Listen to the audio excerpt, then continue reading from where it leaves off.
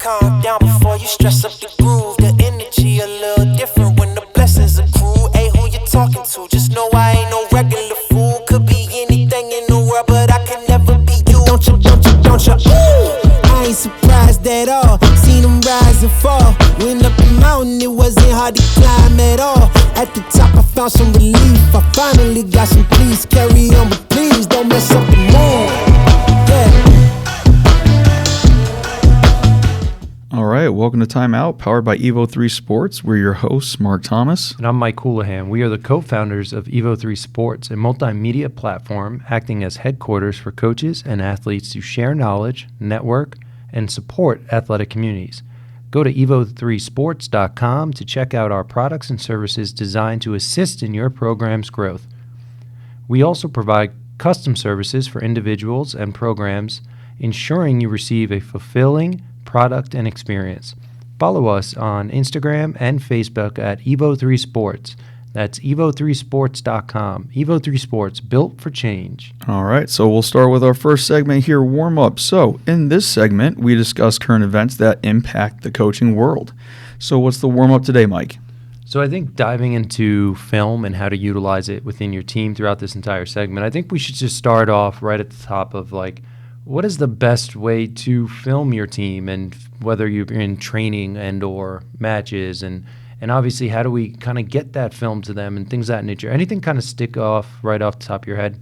Yeah, I wish it was as easy as to say that there was one location, right? But that's not exactly the case. No. For me, when it comes down to film locations, if it's trying to watch the entire court and what's going on in the entire court, or maybe on one side of the court, I would be recording on that same side, and I would be recording above the end line or behind the end line. Mm-hmm. That's always been, for me, the best place to see,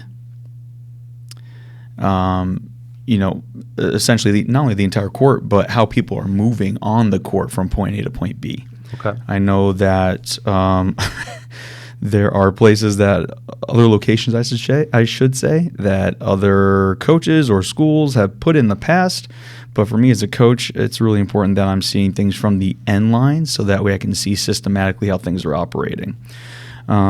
Individually, that's kind of a different beast. When I'm looking at things from a specific position, I actually like to record from the ground. Mm-hmm.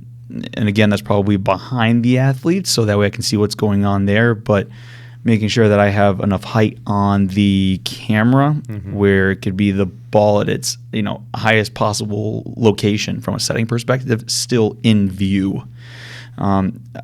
It's really tough for me to kind of gauge some stuff when I can't see the ball in relation to where people are at mm-hmm. on the court. So I would say, team-wise, behind the end line. Individually or positionally, I'm probably recording behind them as well, but on the ground, mm-hmm. more so than from the air, from a team perspective. How about you?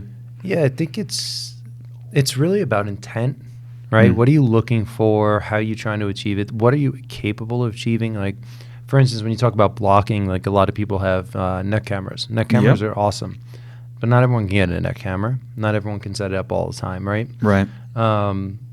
So obviously when you talk about how you want to do it, it really needs to be what your intent is, and making sure you can get as many components of that as possible with structure, right? Yeah. I'm not a huge fan of a coach just having a camera kind of moving with the game. I want to get a nice broad view of just kind of staying still. It doesn't move. Exactly. Yeah. So I think that's big. When it comes to games, I think when we're reviewing it, it's very important to have that a little bit higher kind of off view from the back end line. I yep. think that's important. But again, every film angle has pluses or minuses. You're not going to see spacing on the net well. You're not going to see the proper, essentially, depth that people should be in terms of hitting very well all the time. So there's just really positives and minuses, and that's why it really kind of depends on what you're utilizing it for, the focus points, and when. So like for us, we do a lot of positional stuff off a game film as well, but that's why you got to blend it with training as well, because then you can create more ideal scenarios more than not. Okay. So for me, I find it to be something that you just got to understand the purpose prior to setting up the camera, and it can't just be consistent all the time. With that said, I do believe heavily in having film in everything we do.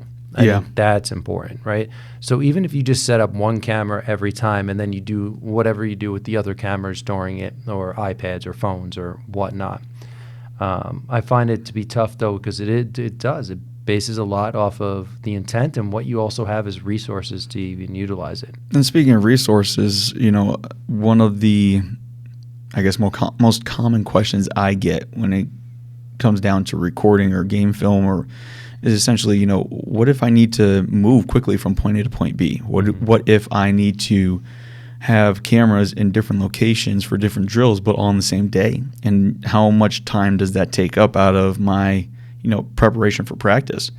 And honestly, one of the best things I've done is start using, do you have like carts that you'd put your water bottles on, like your large jugs? Yep. Okay. So I started taking those carts, or like AT carts sometimes, and I actually put our cameras on those. Mm-hmm. And so that way I can just wheel them around practice. I can get different, angles of different drills all in the same drill, and I can actually move it from point A to point B. We can be getting different angles of that drill just by having one person move it after 3 or 4 minutes. Mm-hmm. Of course, I want it to be still, right?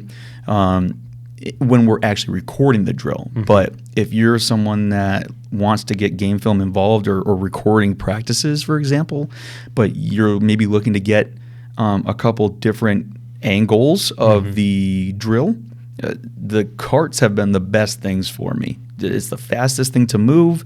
You can put any of those, really cheap tripods that kind of bend, and you can manipulate them into whatever shape you want. Put them right on there. They attach right onto the carts. They don't fall off even if you hit them. Worst case scenario, it's actually better for the camera, because if the cart gets hit, it rolls rather than getting knocked over or something like that. So for me, efficiency is always going to be a main factor in my practice plans. Especially for me, I only get somewhere between 90 to 120 minutes tops for my practices, but I want to be recording them, and I want to be putting them on Huddle for my team to be able to look at after. So that's been one, I guess, unique way to make sure that I'm getting everything recorded in practice that I want. Yeah. And then in addition to, I'm not sure if you use these or not, but like the video delay app, we talked about that a lot. Yeah, in our previous episodes, and just having the ability to connect our cameras to those cameras on the carts. Yeah. Has been a game changer for some of the immediate feedback that we're looking for from a video perspective. Yeah, and I think obviously video delay is huge. I think that's a big part. Honestly, too, some really quick pieces of advice. You don't need an iPad. You can use iPods. Honestly, if you go look, if you're not getting an iPad Pro, the camera on an iPad and an iPod are actually pretty much the exact same. Yep. Which is great too, because then you have less opportunity for a ball to hit it, break your iPad, and be extremely upset. And be very upset, yes, for sure. So that's one piece of it. If you're going to invest in the little battery packs that you can literally just put right onto the tripod and then not have any extension cords going anywhere. Exactly. That's big. And then you can shift and move them around so easily. Obviously, next step is for, like you said, if we can get a TV, one stationary TV, that would make a big help, because obviously if it's in the same place, then you can provide feedback in a very similar place versus come find the TV, right? Like, don't chase it down. For sure. Angles could be different, and then have them streaming in terms of it, whether it be AirDrop or whatnot. You can just mirror the screen that way pretty easily. So those are some things I think that are important. So outside of instant viewing, how do you send your team film? Yeah, there's a couple different ways, honestly. First, we're fortunate enough where we do have a Huddle account, and so we record all of our practices, and I always have one camera on main court, right? So, again, very fortunate to have a multi-court setup, and so that one camera on main court is streaming the entire practice. It doesn't move, and I also use a wide lens on it so it can actually catch two courts at the same time, so you can actually see two courts on your breakdowns. Yep. So that's a way that they can look at film from the entire practice. I've had times where if we're really struggling to maybe work on 1 to 2 things of an athlete's game, I've literally used my phone, recorded it, and then sent it to them, so that way they could see it, post practice, and be looking at some of the breakdowns, specifically just them trying to do this one drill. The great thing about iPhones now is that you can slow-mo it as you're going through that. So like I can scroll with it and I can show them specifically point to point where they're either doing something wrong or where they're improving something, and they need to keep doing that. Yeah. So that could also be another way for maybe some of you that don't have like a camcorder or an iPad or something like that. If you're just looking to do like individual stuff, maybe just recording someone hitting 5 times in a row. Yeah, and I think there's a lot of things. So like even if you're just shifting towards not having as much resources, if you can do anything, just grab one of the apps that every time you touch the screen, it takes 3 seconds before, 3 seconds after, or whatever you set it to, which will allow you to really get to the points, right? I find that the one thing that bothers me about that instant feedback is what's happening, everything. It takes 10 seconds to go into it. You take, 5 different videos to get the one thing that you're trying to see because maybe the drill just doesn't work out. If you just sit there and just keep tapping at those points, that will allow you to pull them over instantaneously and be able to shift directly into these are the things. Boom, boom, boom, boom, back into practice. Make it easy. So for me, that's big. And then obviously anything you can do, I think we're pretty fortunate to have the systems that we have. But, you can just Google Drive it over, right? Oh, yeah. You don't have to save everything either, too. So, just clean that out, put it back in. If you do use your iPhone, I highly suggest you delete it because your Apple iCloud will destroy you in a day. It'll fill quickly, that's for sure. You definitely have to be aware of, and this is a certain aspect that's a positive of the Google Drive, right? Yeah. By being able to take that film, put it in the drive, no longer is it having to be stored on your laptop or on your phone anymore. You can delete it right away, and then it's always there. Or you can even just put it on YouTube, right? Just throw it up on YouTube, put it as a hidden thing, so that way only the people that have links can adjust to it. So you can put your team up there and just have a hidden path to it that you can protect it at that sense, and then you can pull it off whenever you want. You can hide it completely where it's unattainable outside of yourself. So you definitely don't need the storage. You can there's a lot of free opportunities that you can do it out there, as long as your players don't mind watching a small ad prior to their game film. Otherwise, though, I think it's easier than sometimes it seems. And obviously, if you need more suggestions, reach out to us. Let us know. All right. So this episode of Timeout is brought to you by Molten USA. Molten is the preferred ball of Evo 3 Sports. We use Molten Flistatech and Super Touch volleyballs, which are also the match balls for NCAA men's and women's national championships. Check out Molten at moltenusa.com. That's MOLTENUSA.com. If you're a coach or club director that wants to add a team handbook for coaches and athletes in their program, check out Evo 3's new team handbooks. We've made stock handbooks and can make custom ones designed for up to 3 levels. You can purchase our handbooks on our website, evo3sports.com. That's EVO, 3, sports.com. All right, so now we're going to shift into game film. As coaches, when you look at game film, I guess ironically so, considering what we're talking about, you're looking to improve both yourself and your team. We named this segment Game Film as we discuss systems and concepts we've either used in the past or we're intrigued about using in the future. Mark, what did you want to review? So, we talked about, I guess, the ways of how we can record things and how we can share them with our teams, but I thought it'd be impactful to break down, what is it that we are focusing on from a film perspective for either individuals or positional groups, right? Like, what are those areas that we should be kind of making sure that we do touch upon when we do go over this? We don't want to just be watching film for the sake of watching film, right? So are there any specifics that we won't start necessarily with positions right away. What about just an individual? If you were working with an individual on something, are there go-tos that you're always talking about with one person? Yeah, I think It's a lot more than just watching the film. There has to be a pre and a post connected to it. So I think it's really important to allow players to understand, in terms of everything, role, where you are right now on the team. What is it that you are not doing to get to where you want to be, or what is it that you need to do in order to stay where you are? Yeah. Role one, the role two, essentially we call it, and how. And film is essentially that middle part that allows them to understand, are you doing it? Are you not doing it? What do you need to do, emphasize more, things of that nature. So that's got to be part one, right? You can't go into a film session and then just start ripping things apart, or even on the opposite side, being extremely positive about certain aspects that your players don't understand, that, oh, okay, that was important for me, I guess, or whatnot, right? You have to set the job descriptions, right? You can do it positionally, you can do it as an individual person, and tell them you need to do X, Y, and Z in order to help us succeed, or you got to do X, Y, and Z in order to get you to a better role, whatever it might be. So you have to have those tick marks that you're aiming for.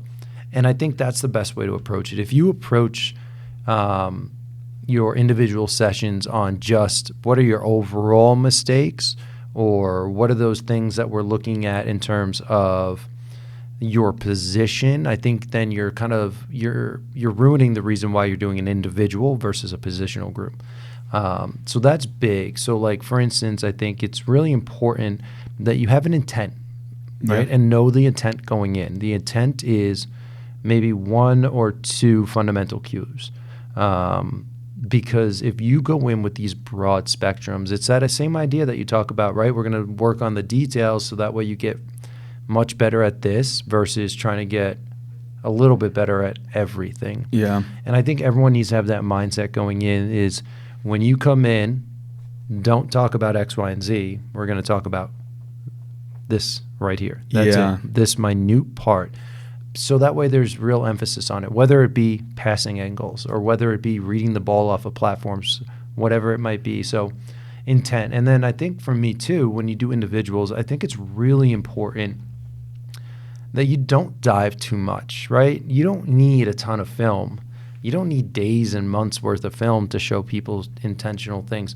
You need 10 plays. Yeah. Right? 10 plays that you can really dive into and talk about the whys surrounding it into that one or two details that you're trying to focus on, because otherwise you're just getting too vast. You're probably losing time that you could probably be, because how many times have you gone into a session that you've clipped all this film and you've got through like a third of it and you're like, yeah, as a matter of fact, I think that's the reason why the way I scaled, essentially, when I break down film either with a team or individual, I will never spend more than 30 minutes doing it.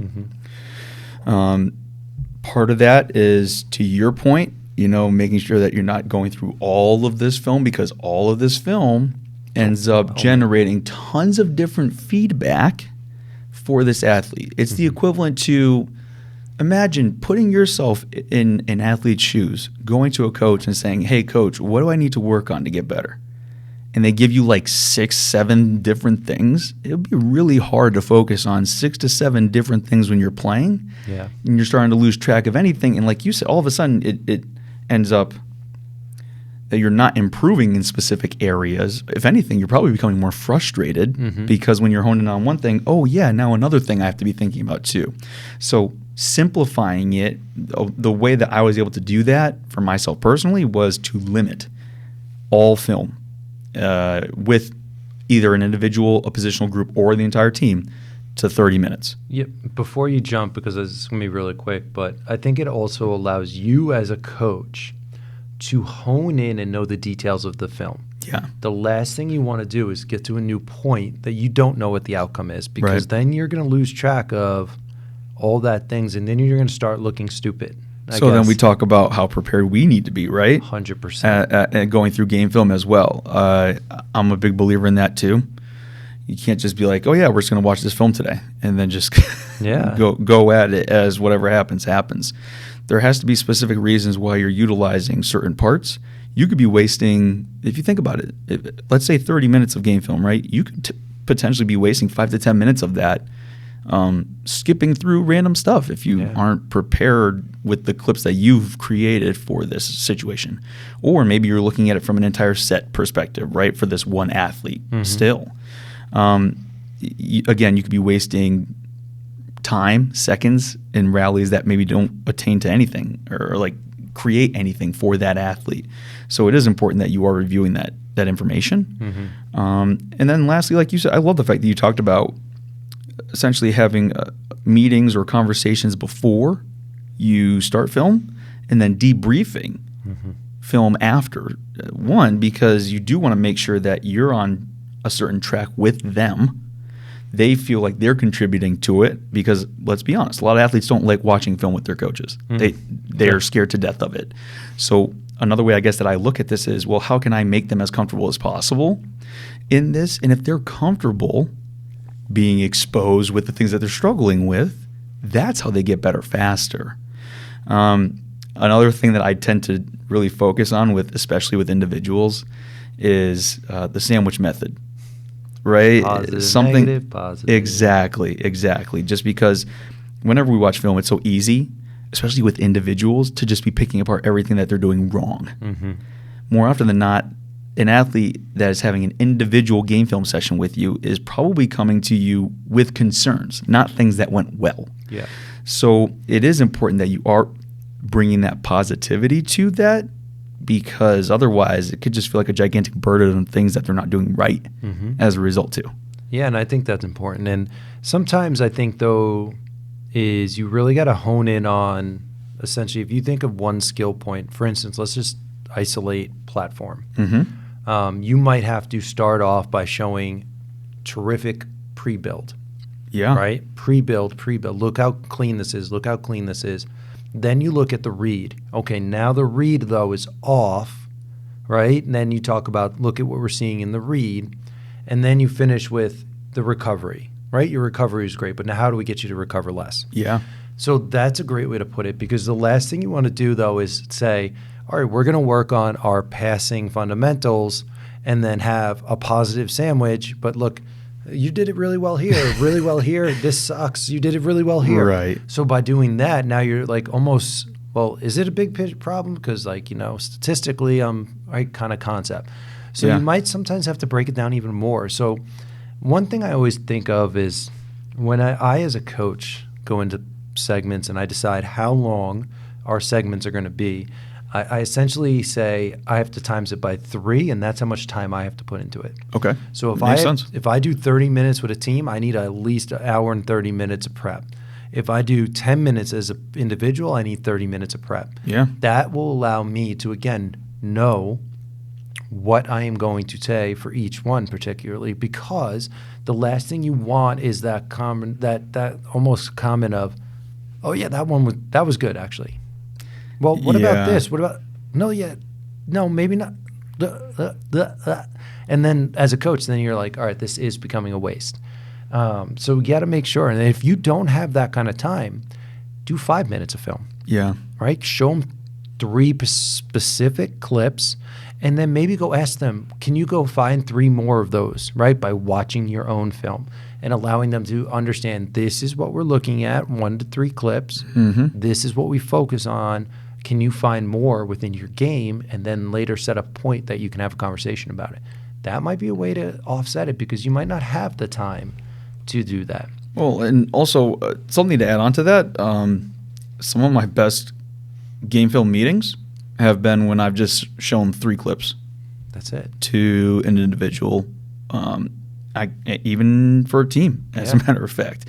And you don't have to just show film for the sake of showing film. You don't have to show a lot of it for a variety of reasons. Sometimes little does so much more than you realize.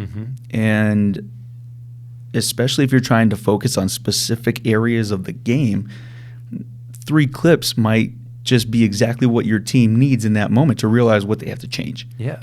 And not even that, too. It could be conceptually, not fundamentally, right? It could be a value, a team, right?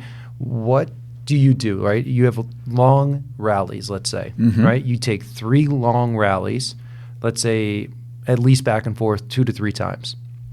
And then you win one, and then you lose one, and then you win one. And then you maybe just have conversations on, all right, what was it that got us here?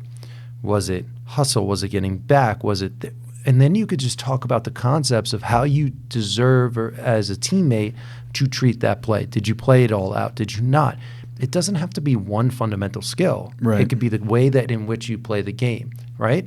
Or maybe even off the court. What are the people off the court doing? Are they investing themselves? Are they providing actual feedback? Is the feedback proper, right? Or a libero, are you providing the right feedback for your blockers? Are they getting kind of touched and blocked off of because they're hitting into the wrong spots or whatnot? Like, so you can look at those type of things too, not individual skills, but the fundamentals and things like that, but the details that have to happen around it. 3 plays can get you a large conversation. Yeah, you're talking about details, what leads up to a certain task, right? I actually utilize it for how we react to things post-play as well. Some of my, I would say, again, most impactful, it's not film sessions per se, but I kid you not, there was just one practice that I started this with. I wasn't the biggest fan of our body language the match prior. And I was trying to express how I felt our negative body language was impacting our level of play. And so I actually clipped all of the times that we won a point, and then all the times that we lost a point. I clipped the 5 seconds after it for one match, right? And I didn't show them all of them, but I showed them the ones that clearly there were distinct differences. And then I also talked about what the next point was for us. And it was really, I think, fascinating for them to finally make that visual of, yes, for as much as we watch game film for what's happening in a play, it's also what's happening after a play that's building into the next one, right? And so when you're talking about things that weren't just technical, it immediately triggered that one experience that I had. And it's something that I'll do sporadically if I feel like our team really needs a wake-up call. I've also done this with individuals, though, too. Those that maybe have, like, not so great body language or don't even realize how they're kind of, like, sucking the energy off, like, the rest of the team. Inconsistency. Yes. Right? Because you're right. That does happen because – yeah, it's not necessarily just the way someone is. It's that inconsistency in the way that they are. So, like, you can have those players that are extremely vocal all the time, but you know when they're not playing well because then they just internalize it. Dead quiet.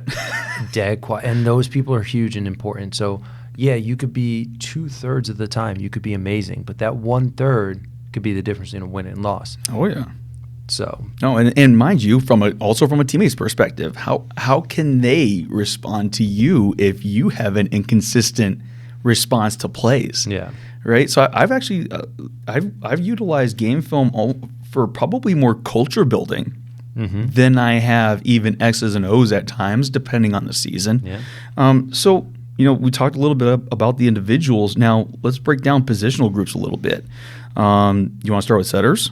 Yeah, I mean, do you want to dive into every position, and do we have that? I think that we have time. For sure. Setters. So when you're working with setters, so actually, you know what, before we jump into setters, when you go into positional groups, it's extremely important that you build positional group video sessions as a kind of a community, right? Oh, yeah. Do not pin. Do not say like, oh, look at you and you did really, really well. Yeah. You and you. Look at that, right? Make sure you have enough positives and negatives for each person and make it a community growth process, right? So put them on the same platform. Say, this is what we're doing for these details, right? Not the overall position in general. So that way, again, there's equality in that sense that not some people are going to get, praise out of it and some people are going to get torched out of it. I just want to make sure that's well known, but... So setters. Obviously, I feel like for me is the grouping that gets the most game film. I feel like for various reasons, it's just the dynamics in which their game and obviously being at the center point, right? Every time the ball is on their side of the net, you're hopefully having a setter touch it. for a lot of different reasons. So I find setters to be the one aspect potentially that is the easiest to kind of lose your way in, right? By doing too much, essentially. Yeah. So I use a very common method. I'm not reinventing the wheel here, so don't think I'm trying to say that, but I use the play and pause so much where it's you just pause on the contact and it's just like, now what's supposed to happen? What do you see? What do you visual? I use that for pretty much all my positions. But for setters, you have it for me in really two segments. It's reading off the platform, right? You pause that ball right before the contact of the pass, and you say, all right, where should you be moving right now? Where should you be diving into? Is the player's shoulders really far back? Should you be starting your run? Should you be things of that nature? Or as their contact point, right? Where should you be setting? What do you see? What's happening between? I think there's a lot of things, and I think the setter part is just so vast in how many different concepts you should go into. So my biggest thing right off the bat is don't overdo it. Pick a segment topic, like we said earlier, and keep it within the positional group as well. Yeah, I really try to break down setter game film either technically or philosophically. That's essentially, every time that I meet with setters, we're either having a technical film meeting or we're having a strategy film meeting, just because trying to combine both, although yes, it is their responsibility, it is incredibly challenging for them to switch gears from point A to point B and get the most out of it, in my opinion. So for any time that I'm meeting with our setters, I immediately am talking about, okay, for this, for the next 10 minutes, we're just going to be honed in on decision making, for example, right? So your example of pausing on contact is exactly what we would be doing. So first, it's pausing on the passer's contact, right? And just like you were saying, are their shoulders backwards? Like, what does that platform look like? What do they look like even before contact? So that way we can anticipate where that ball's going, right? Then the next time I'm pausing it is right before they contact the ball, the setter themselves. And I'm showing them, okay, here's where all of your attackers are. Look at the other side. Visually. Where's the mismatch? Yep. Right? So the way that I'm breaking down film is a lot of open-ended questions, but it's the same open-ended questions depending on whether we are looking at things philosophically or whether we're looking at things technically. So for me too, I think setters is a tough position in the sense as a video, because when we talk philosophically with our setters, I don't do it in groups. Okay. I'm a huge believer in, again, I didn't write this book, so don't think I'm making this up. It's anyway. Setting is artistic. It's different, player to player. Decision making is your art, and I can't tell someone what their art needs to look like, right? I can give you a topic, right? I can give you the game plan. I can give you the idea. I can say, can you paint me a picture of a tree? And then you get 17 different trees out of all your setters. Right? Yeah. That's how we treat this, though, because like decision making depends on individual connections, player to player, right? If you don't connect well with a middle, you're not going to set that middle as often, right? Especially in key moments. So that decision making is so pertinent to individuals, right? You might be more efficient in a certain type of set. You may not be. Your visual work may be looking somewhere different than maybe another setter. Those small areas needs to be built on an individual level in my book, right? I provide a game plan. They provide what their way of essentially getting there. So we talked about the idea of 10, 10, and 5, right? Yep. 10, 10, and 5 can be built 1,000 different ways based off of how you think and how you mold. So we always talk about the idea of I give you the topic, you build it out, and that's where you end up, and that's the artwork that we kind of collaborate. So when we talk about philosophical things like decision making, at some level, we do that very much independently for that one reason, because you can't tell one person to be the same person as the person next to them, where everything else, like every other touch point, isn't as strategic, right? Passing isn't extremely strategic.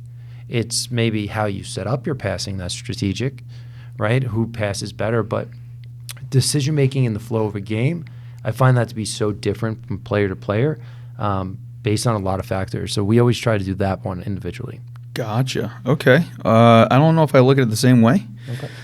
I definitely look at it from a perspective similarly to you from a game plan, right? And here's our game plan, and here's what we're trying to push. But I feel in my game plan, and this is probably where we differentiate here, in my game plan, we are talking about, what do they struggle defending against the most? And I want to utilize that as part of our offensive system. And for me, yes, all my setters set differently. I think from an artistic perspective, that's where we are similar as well. But who they're going to and the reason as to why they're going there depending on the circumstance in the game, I do try to make similar for all my setters. That is where I am bringing all of them in and talking with them about, okay, well, this is an out-of-system ball. Where should we be going with this? Now, don't get me wrong. Some are going to be more capable of doing maybe something more advanced than another person, right? But I look at the decision-making as a systematic part. And that's where I think the difference is. I love the fact that we have a difference in this. Yeah. Because it does show the way that we can approach this. I think that how setters set is always going to be the biggest challenge of trying to match, and that's why 6-2s are always really challenging. Super challenging, right? Yeah. And I don't want to be a hindrance to someone's creativity either. I think that the way I approach it is that we all have the same foundation, and maybe for those that are more capable than others, I can expand with them individually, just like you're doing, I think. Yeah. At some level, agree to disagree. Yeah, fair enough. Fair enough. Now, what about middles? Middles are tough because you got very limited kind of areas in there essentially, right?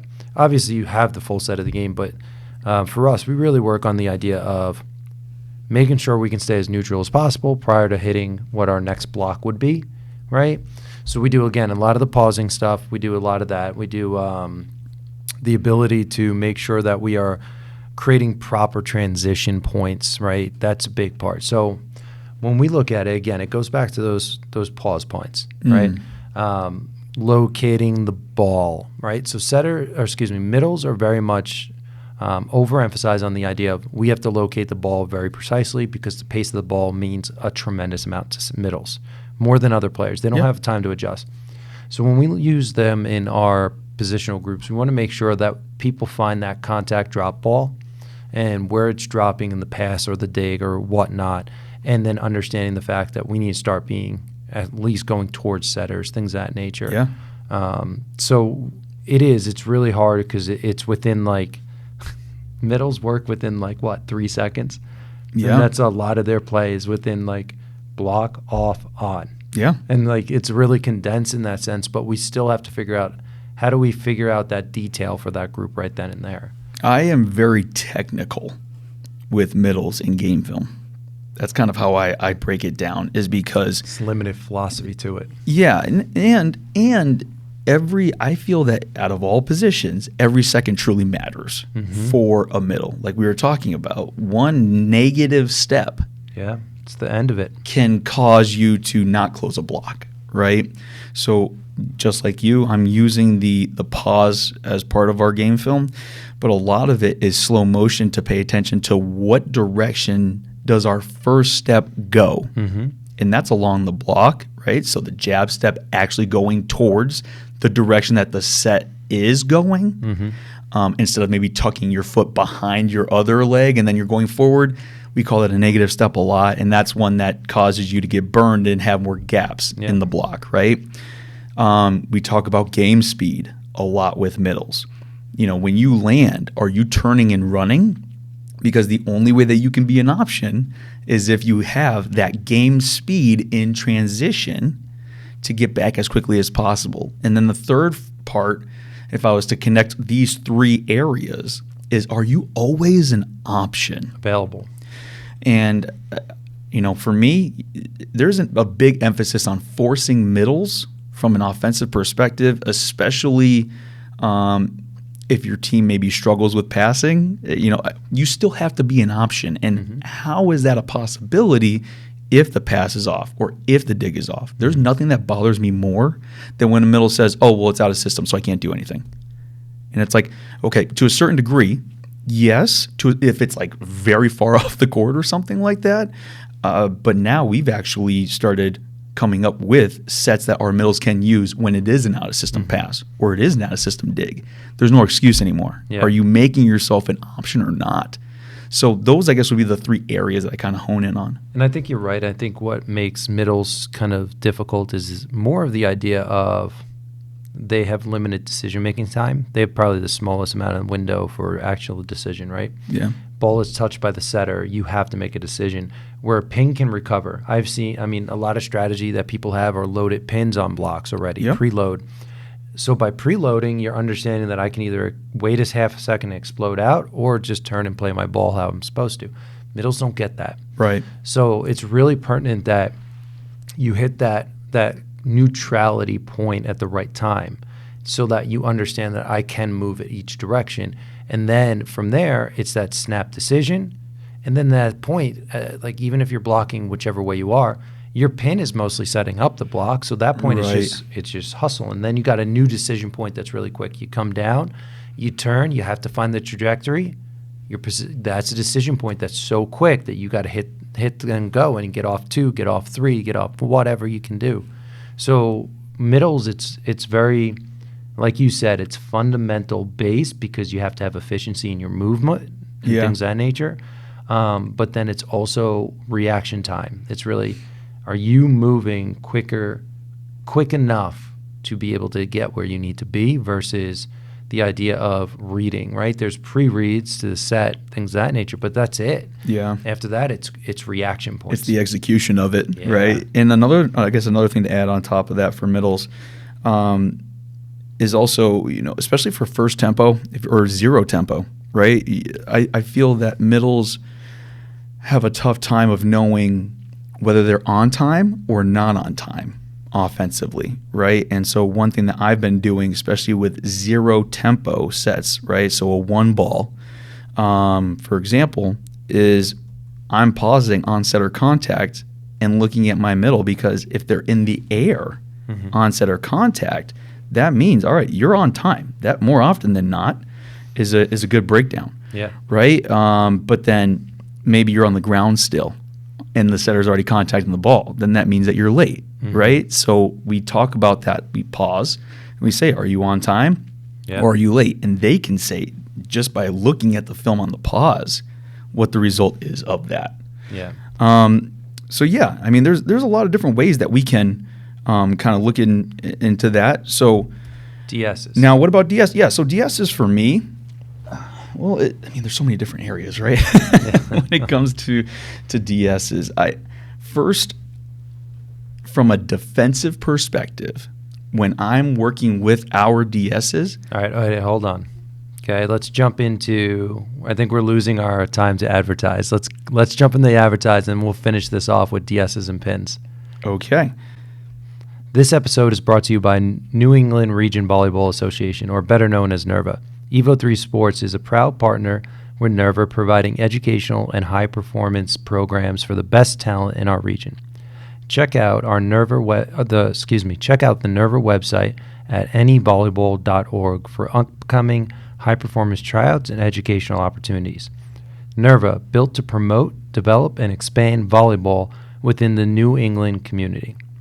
So shifting in, we're going to go into Talkin Shop right now to finish off these positions and kind of take it from there. So go ahead. You were talking about DSs. Yeah, so DSs, the first thing I guess I'm looking at, if we're focusing on defense, not passing, right, is at least in our program, we always talk about, are you hiding behind the block or not? Yeah. Are you in the best position possible to get a dig?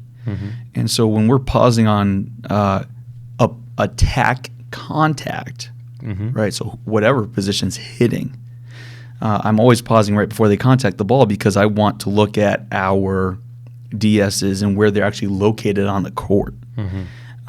Since that's the first question that I have them ask themselves, right? When they're there in their position, it's the first thing we're going to talk about from a game film perspective as well. Just so that way it does help that thought process move a little bit faster when you're in live gameplay. Yeah. I feel like a lot of the battles are just because we're not in the right spot. I think you're right, too. And I think, obviously, so when you talk about DS liberos in terms of it, obviously this is that key point that can cross over into your outsides. It crosses over into your setters and stuff. Whoever plays defense, whoever passes. So that's key. We got to make sure that some of this stuff needs to be seen in multiple viewpoints by position as well. But DSs, particularly, when we're talking about defense, I think the first thing you have to do is when you look at film, understand your concept and philosophy. Essentially, you have to know is when you look at positioning, make sure that if you're telling people to be behind the block because your close percentage is low, things of that nature, if they're behind a block that actually fully closes, understand that they may actually be doing things right. Right. I think that happens on defense more often than not. You'll be like, but I think one of the big things for me, at least fundamentally with defense in particular, we always want, obviously, our touch points, our base 1 to base 2 touch point, right? And we utilize our lines a lot to making sure, did you get your foot to the line, right? Are you not playing? So one thing in our program is we never want to play outside the court, essentially, so we need to be on the line playing inward. You work your way inside court, yeah. Correct. We go to the out, and then we work in versus inside to out. Right. Which is, again, that's just a systematic thing that we do. It's different for program to program. But so we want to make sure that our first contact point, essentially, without touching the ball, is the line. Make sure we're playing that outward in way. And by doing that, so we make sure that we start off, all right, did we get from base 1 to base 2 clean in a way to then provide us opportunities to have enough time to read, have enough time to read while we're moving. The other part, too, is in defense that people tend not to look at as much is essentially their chin orientation, right? Where are they looking, right? That eye work. A lot of times players will move from 1 to 2 with looking essentially right in front of themselves instead of working their body and shoulders kind of independently from their head and where their vision work should be at. So we dive a lot into that pre-dig type of motion to set themselves up, and based off of that stuff, we'll tend to say, what do you think? Do we have a successful dig? Do we have a successful location of where you end up? Those type of things are pretty relevant, and I think a lot of times people dive into the actual contact point while they're hitting, while they're digging, but there's a lot of information that happens prior to that point that will tend to allow a lot of kind of some details on whether or not it's probably going to be a successful dig or not. Yeah, you're painting the picture for them before they see the result, so that way they get a better understanding of why the result happened. We look at it the exact same way, and I guess when we look at from a defensive perspective on pause, what we're looking for is, one, are you stopped, right, defensively? We talk about that a lot too. So yes, get to that spot, awesome. Then on contact, are you actually stopped, so that way you can react as best as possible, whether you're in the right location or not. Getting stopped is I feel key, a core principle of most programs. having a solid dig percentage. And so, again, I guess when you talk about things from a philosophical perspective, that's another thing to look at to make sure that you're actually fulfilling it. The second thing, though, is you can see, are your defensive players' hands already closed before the ball is being contacted? You can actually see it through their legs on the film. It's really funny once you start addressing it with your team, because the second that you call it out a couple times, at least for me, in multiple programs that I've done this, immediately it's the first thing that they realize. When you stop on contact, they're like, oh my gosh, my hand's already closed. Yeah. They start saying it before I even do. And I think that that's another important factor, though, too. When you talk about having the ability to dig either with your platform or overhead passing, where are you like placing yourself, and where are your hands to have the best possibility of reacting to both of those? Yeah. certainly can't be where your hands between your legs. If you are, then you're ready for the dig. You're not ready to go overhead digging, right? Yeah. So, there's little things like that you can be looking at as well. And again, it paints that picture of what the result is most likely going to be. Yeah, and I think conceptually too, when we talked earlier about middles with false steps, I think that's big on the defensive side or the passing side as well. When we're in practice, as much as we can, we tend to try to build out squares in where our essentially our base 2 is and or our passing levels tend to be. Obviously, we do want players to shift and to adjust, but we build out those squares to give us a good visualization of whether we're taking false steps towards where they finish, right? Are you stepping backwards to go forward? Are you stepping to one side? So we really kind of hone in on that on the film side. You have those court visualizations. Obviously, you don't look down as you're passing, so you don't get to see it. But if you have those visualizations on your video, then you can do a segment and showing people, all right, well, where are you heading falsely? Are you going backwards? Are you taking a back step to drive forward? Yeah. Now, is your back step due to a misread? Is your back step due to the ability to not explode out of a neutral position, right? Those are the things that you can really kind of crack down onto, especially as you start heading into passing. Because if you think passing, at least the way we run it, we want to make sure that we're covering essentially up to 3 feet per side per direction, and then hopefully be able to cover 3 feet with your feet without any kind of large movement. Yep. So if we're talking false steps, that's going to be huge in terms of understanding, well, is this a read aspect or is it an agility aspect? Two much different things. So we definitely look at that. And then the other part when we talk about serving is we want to make sure that our contact points have the spacing that we need, and then also make sure that we are not essentially, so kind of backstory to it is we talk about it heavily, like I mentioned earlier, with setters in terms of reading the pass. So we always talk about the idea as passers, you have to live and die by the angles you create. Mm-hmm. So we want to make sure that we're not doing a ton of adjustment.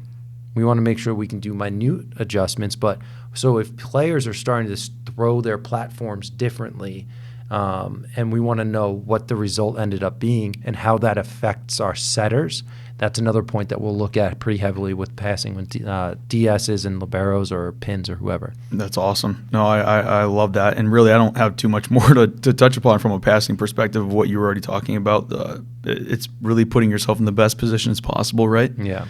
Now, what about pins? You kind of dove right into the passing area going into the pins. So, what are you looking at for outsides and right sides? So let's continue down on the passing segment, right? Liberos have something much different than the pins most of the time. Liberos will then retreat back to find their next cover point. Yep. Pins will have to release out to swing, whether they're front court or back court, depending on if you can run back court at that point. So that's big. So our big thing too is now, as you talk about a lot of times with going back to defense, you talk with setters about release point, right? You know the ball's not coming, you release, get to the net. Same concept needs to go with your pins. Definitely. 100%. Where like middles, they don't pass as often. They can in opportunities, but they don't pass as often. So they hit their release point almost right away. Yep.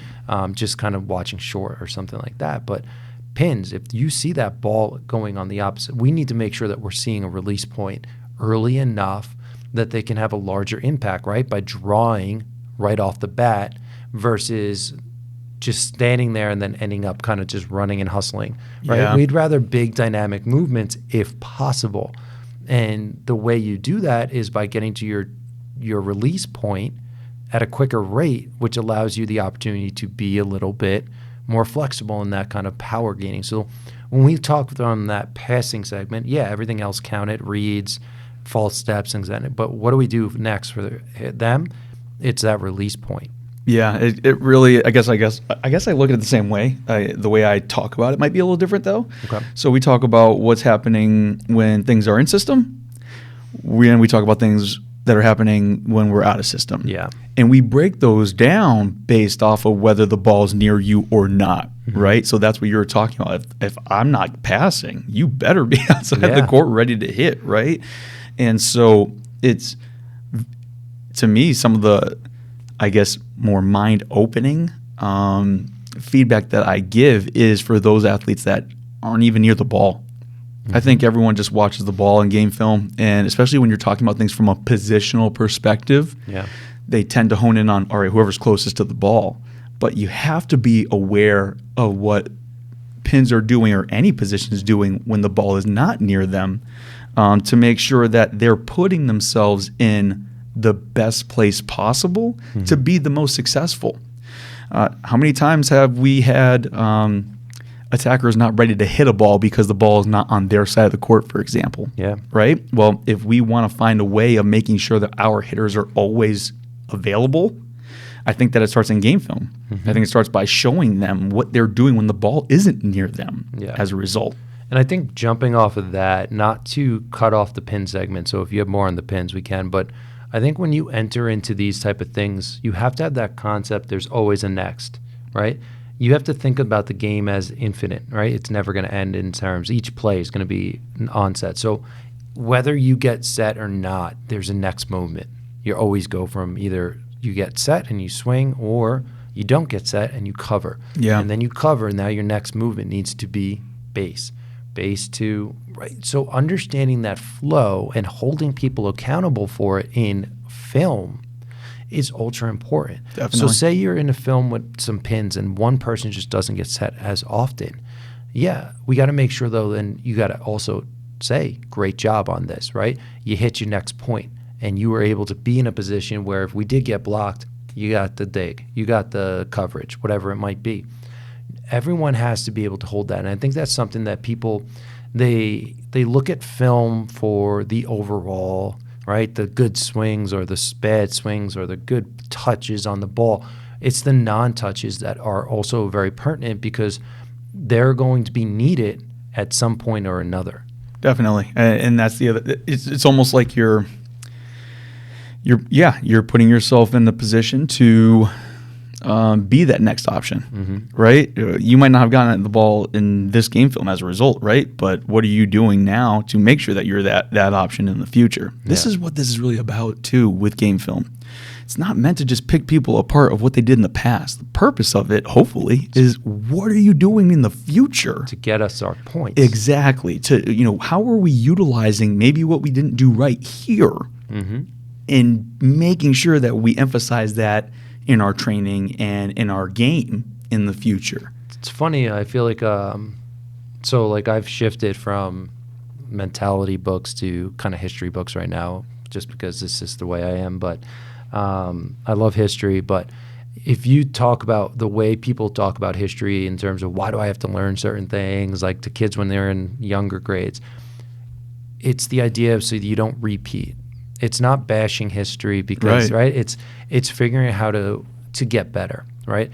What did this pin do in their blocking decision making time, right? You have essentially 1.5 seconds maybe. I don't know that for sure. I don't time that part, but you have from the setter contact to the attacker hitting, that's your decision window. Right. Where are you going to locate? How are you going to make sure you get closed, jump back into the court, press, whatever your method is of blocking. Now, what didn't you account for? Now that's history to not make the same mistake again. Yeah. It's not ripping the past. It's helping create a better future. Exactly. And I think that as long as you kind of look at it with that emphasis, the feedback that you're going to give isn't going to come off as vicious, right? I'm always trying to be mindful of how I give the message. And so I guess when I approach it with the thought of how are we going to turn this into a positive, then it doesn't come off like you're beating that person up for it. At least I hope it doesn't. Yeah. I know for me it doesn't. And so at that point it helps me to realize the information that I'm giving them, I'm also coming up with a game plan with that group on how we can make sure that we're ready in the future. And I think for me, my last piece of advice for game film, and it may not happen very often, but if there's something on that film that is maybe something you didn't teach them in terms of you didn't get there yet, or that was a bad decision by my part to say, let's do own it. Yeah. Own your mistakes on the film in terms of whether it's strategy Or, we didn't do coverage. You're right. I can't criticize you on coverage. I need to take ownership. Let's do coverage, right? Or I didn't provide specifics on this aspect, right? So I do own that stuff. For sure. Your players will understand that you're in this. You're going to learn from it like they do. Or even if you don't do it in the session, right? Go the next day and tell your team, you know what, guys, I looked at the film. I think we did really well here, here, and here. I think I made some great decisions here. But you know what? These things, we should have looked at them and practiced differently, right? Provide that, because let them know you're taking a look at film, you're taking it serious, and you're also looking at it for yourself. Yeah, and this is a self-improvement thing, right? You're demonstrating exactly what you hope that they're doing. Exactly. And if I was to have one takeaway, do your best to try to incentivize your athletes to watch film. Mm-hmm. I feel like, as a coach, that has been one of my most challenging areas sometimes is, well, how do I get our athletes to be watching film consistently? Not just the days that they crush it, right? I want them to be looking at it on as close to a daily basis as possible. Yep. So whether that is, I do like house challenges, right? You could even be paying attention, at least for Huddle, you can see when your athletes are actually watching film and how much film they're watching per week, right? So you can make a game out of that or give a reward to them for that. Mm-hmm. My athletes know that we're going to talk about game film in our individual meetings when I'm checking in with them on a weekly or bi-weekly basis. So they know that's a big part of the conversation. And if they haven't watched it, they know it's going to be a very limited conversation. They're probably not going to get too much feedback because I'm constantly saying to them, well, this is a two-way street. Yeah, I've watched the film. I need you to do the same so that way we can have a conversation about how you can improve. Yeah. You're showing them that you're invested in them, and that could be an incentive to them as well. But trying to find ways to incentivize your athletes to watch film, especially just for speaking for myself, I feel like a majority of the athletes I coach now are visual learners. Yeah. It's the best way for them to make changes faster in their game. I agree. We did a lot of individual. We'll have to jump onto team systems and things like that at a later date, but awesome. If you want to evolve with us at evo3sports.com, follow us at evo3sports on Instagram and Facebook, and be sure to check out our website. Like I said, evo3sports.com. That's EVO, the number 3, sports.com. Evo3 Sports, built for change. I ain't surprised at all. Seen them rise and fall. Went up the mountain, it wasn't hard to climb at all. At the top, I found some relief. I finally got some peace. Carry on, but please don't mess up the moon.